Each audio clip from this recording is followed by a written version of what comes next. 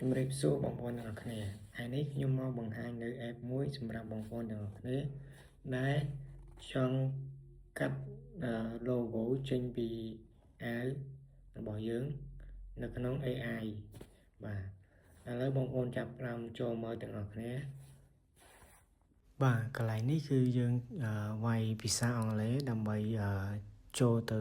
app ហ្នឹងដើម្បីឲ្យ AI កាត់ logo លើអាវដែលយើងថតហើយអញ្ចឹងណាបងប្អូនAI នេះពិតជាមែនទែនចំពោះបងប្អូនដែលត្រូវការអាវលាតអាវដែលសម្រាប់បងប្អូនណាដែលឆ្លងអ្នក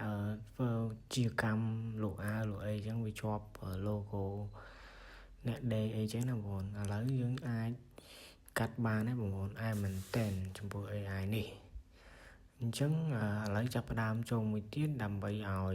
AI ហ្នឹងបដូរពណ៌អាវយកដូចជាពណ៌មិញពណ៌ខ្មៅបងប្អូនពណ៌ខ្មៅឥឡូវយើងយកទៅជាពណ៌ក្រហមដើម្បីឲ្យ AI ហ្នឹងកាត់ទៅជាពណ៌ក្រហមឥឡូវយើងវាយភាសាអង់គ្លេសមកយកពណ៌ក្រហមអញ្ចឹងណាបងប្អូនមែនតើឥឡូវ AI ចាប់ផ្ដើមធ្វើទៅហើយ AI នេះគឺល្បីដែរ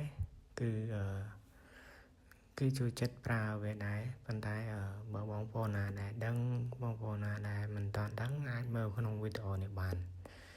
បាទឥឡូវវាចាប់ផ្ដើមកាត់ហើយបាទចេញពណ៌ក្រហមមកមែនតើបាទវីដេអូនេះមានតែប៉ុណ្្នឹងទេអរគុណច្រើនបងប្អូនដែលបានចូល